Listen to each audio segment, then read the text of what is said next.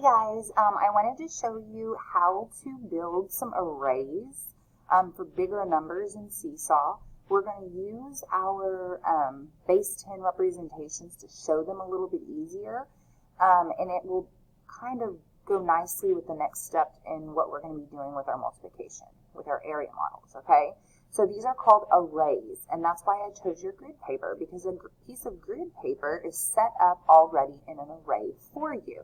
I counted, and I know the whole piece of grid paper isn't on here, but I know that this piece of grid paper is 25 boxes this way, and it was 19. I think I cut some of it off, but it was 19 going down. So we can't do huge multiplication on here. The biggest problem we could do on a whole piece of grid paper is 25 times 19. So we have to keep them kind of small, but still be able to represent it in an array. Okay, so for our first problem, I chose something that was a little bit smaller. It's 7 times 7, and I chose this on purpose because we are talking also about a perfect square, and when we deal with a perfect square, that means you're multiplying the same two numbers together, and when you represent that, it will look like a square. Okay, so let's talk about how to represent this.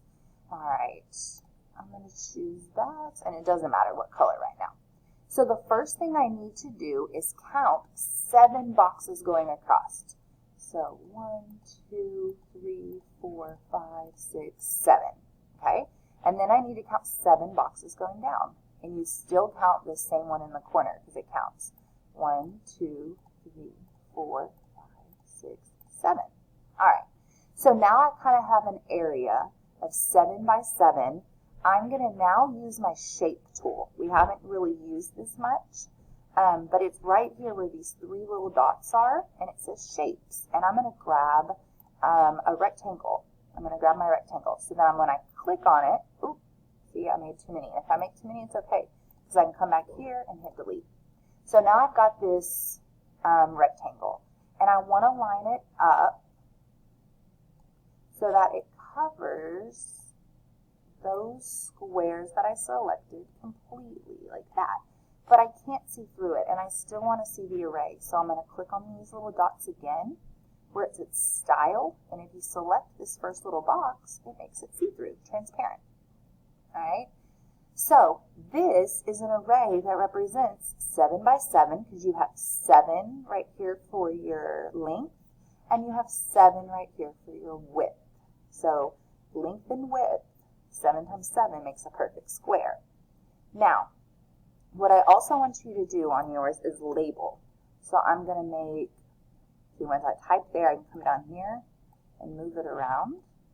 Make it smaller so it's not so big. Label that 7.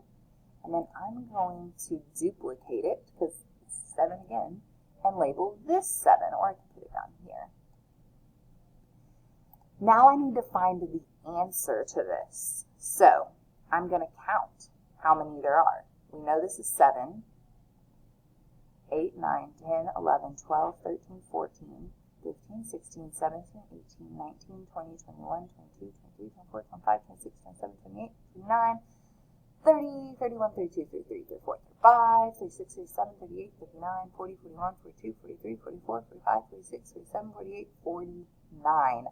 And that's where you're going to write the answer right in the middle.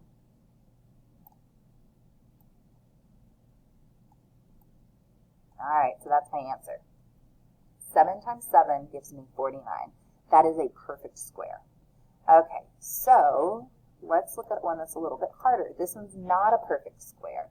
We have 16 times 5.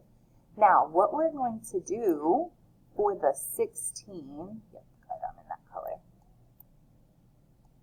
I'm going to go ahead and I'm going to break it up in expanded form into 10 and then 6.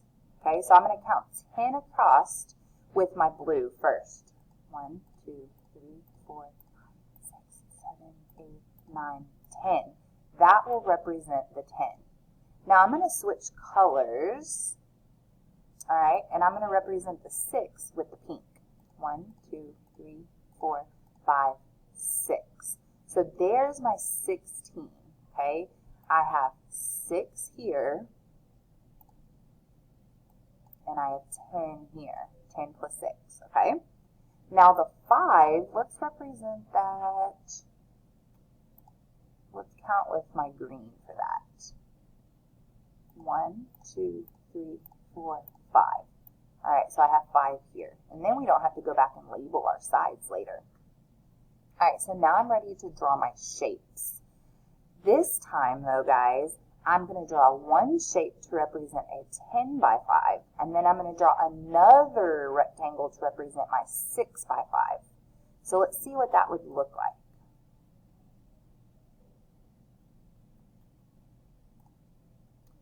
Let's go with this one. Okay.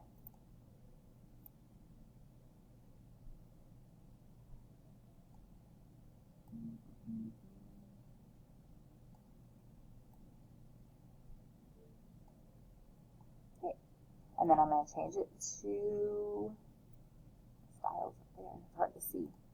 Transparent. All right, so there's my first shape. Now, if I wanted to, I could break this up even further. And I've seen it done this way where it's broken up like this, where you would say, okay, you have 10,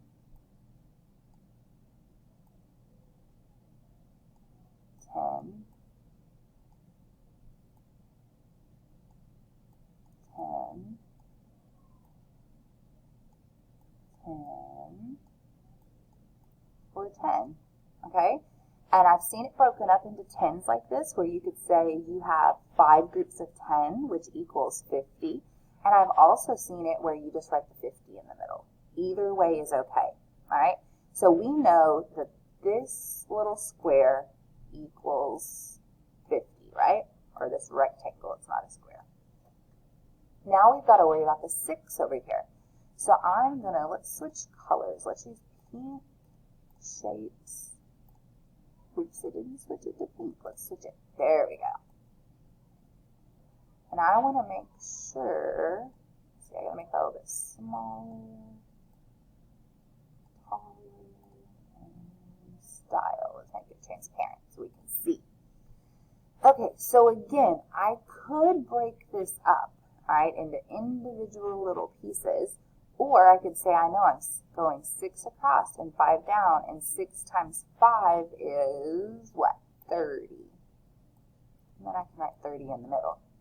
Okay? Or I could count them individually. That's okay. So now I've got these two products. I have one that's 50 and one that is 30. I need to add those together. 50 plus 30 gives me 80. And that's my answer. 16 times 5 is 80. And I've represented it with an array. All right, next. Okay, a little bit harder. Not much, but a little bit. Okay, I have 22 times 8. So I'm going to take my 22 and I'm going to split it. I might even split it up even more than it already is. Okay, and I might even say 10 plus 10 instead of just saying 20. 10 plus 10 plus 8. Because I know multiplying by 10 is pretty easy now that we've had those lessons. And why did I say plus 8? It would be plus 2. Yeah, because that would equal 22. 10 plus 10 plus 2. Yeah. And I've been multiplying by 10, so I kind of know that rule of sticking that 0 on the end might make it easier. So I'm going to count over 1, 2, 3, 4, 5, 6, 7, 8, 9, 10. Now I'm going to switch colors. Purple. 1, 2, 3, 4, 5, 6, 7, 8, 9, 10. Oh no, this one's going to take up a lot of our paper. And then I need 2. All right, so there's my 2. That was a 10. And that was a 10. So when I add those back up, that represents my 22. Okay? Now I need to represent my 8 right down here as my length. Let's use that. So I'm going to count, starting with this top corner. You use it again. 1, 2, 3, 4, 6, 7, 8. Okay, so that's my 8. Now I'm ready to fill in with my rectangles. So I'm going to come over here to the 3 dots and get my rectangle tool. I'm going to change it to pink just because It represents that first 10 there. Go all the way to the last pink square and pull it down. Remember, go to your style, and it'll let it be see-through so you can see the array. And I know that I have 8 groups of 10.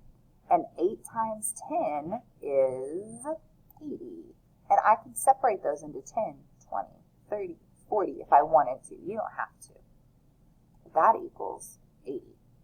Okay? Next, let's see. I need another rectangle. And I want to change that one to purple to represent my next group of 10. Pull it to that last rectangle and pull this one down here. Let's make it see-through so we can see the array. There we go. And now I have 8 more groups of 10. All right, so when I count 10, 20, 30, 40, 50, 60, 70, 80, I have 80 more. So I'm going to go ahead and write 80 again. All right, so now I'm left with my last 2 over here. So let's see. Let's get another rectangle. Change this one to green because it matches. This one's got to be yellow. Ooh, that lines up pretty good. And I'm going to pull it down. Now the key is when you make this array, it has to make one big rectangle together.